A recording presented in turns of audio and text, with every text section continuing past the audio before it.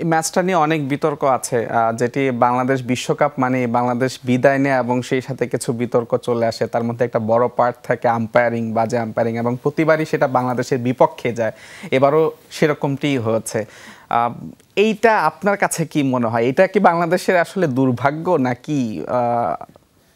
এটা আমার কাছে দুর্ভাগ্য তো এটা অবভিয়াসলি। আসলে আমরা বেশিরভাগ সময় দেখা যায় যে এই ধরনের রং ডিসিশনগুলো আমাদের এগেনস্ট আছে। ইভেন দেখা যায় যে আমাদের দেশের মাটিতে খেলা হলেও আমাদের আম্পায়ার্সগুলোও দেখা যায় আমাদের বিপক্ষে যায়।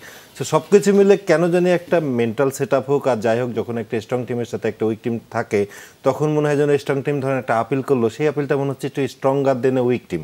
এটা একটা হিউম্যান একটা নেচার আছে, আমার ধারণা সেরকম জিনিস কাজ করতে পারে। তবে আমি আসলে দুর্ভাগ্য আম্পায়ারিং এই দুইটার সাথে পাশ কাটিয়েও আমি বলতে চাই যে আসলে এই ধরনের ম্যাচে লাস্টটা 15-20টা বলে একটা বাউন্ডারি না পাওয়াটা, এটা টু সাম এক্সটেন্ট ফেইলারও। মানে আমার এতগুলো উইকেট হাতে আছে অথচ আমি একটা বাউন্ডারি বের করতে পারলাম না। হতে পারে পিচটা কঠিন, কিন্তু এমন বোলিংও ছিল না, বিশেষ করে বাটম্যান, মহারাজ যারা একটু আমি বলবো একটু ওয়ার্ল্ড লেভেলে তারা একটু নিচের দিকেই অবস্থান করবে, তাদের বললে আমরা এতগুলো ব্যাটসম্যান থাকার পর একটা বাউন্ডারি বের করতে পারলাম না। দ্যাটস গুড যে আমরা শ্রীলঙ্কাতে ভালো খেলেছি, আর একটা ম্যাচও ভালো খেললাম। এটা একটা যেভাবে আমাদের ছিল ওয়ার্ল্ড কাপের আগে, যে একটা দর্শকদের মাঝেও একটা অসন্তুষ্টি, একটা উদাসীন ভাব যে ওয়ার্ল্ড কাপ বাংলাদেশ আবার কেমন খেলবে না খেলবে, যাক সেই পার্সপেক্টিভ থেকে আমরা বের হতে পারছি। আমরা একটা ভালো অবস্থায় আমরা টুর্নামেন্টটা শুরু করেছি।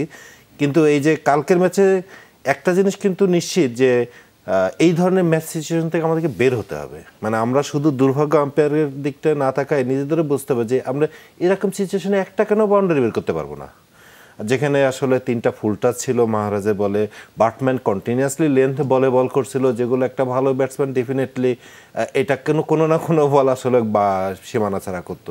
তো সব কিছু মিলে ব্যাড লাক তো বটেই, এটা অস্বীকার করার উপায় নেই, ব্যাড লাক বটেই। বাট আমাদের এই জায়গাটায় কাজ করতে হবে। যেমন কমেন্টেটররা যেটা বলতেছিল যে এই জায়গায় 6, 7, 8-এ পিওর 6 হিটার আসলে বাংলাদেশে, যেটা বলি সবসময় আমরা মিসিং, সেটা এখনও মিসিং।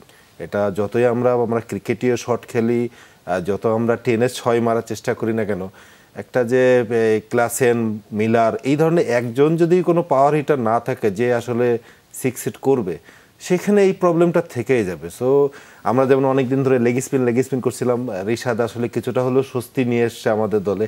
এখন আমাদের এই যে ফিলারের যে দরকার, সেটা একটা রিয়েল পাওয়ার হিটার।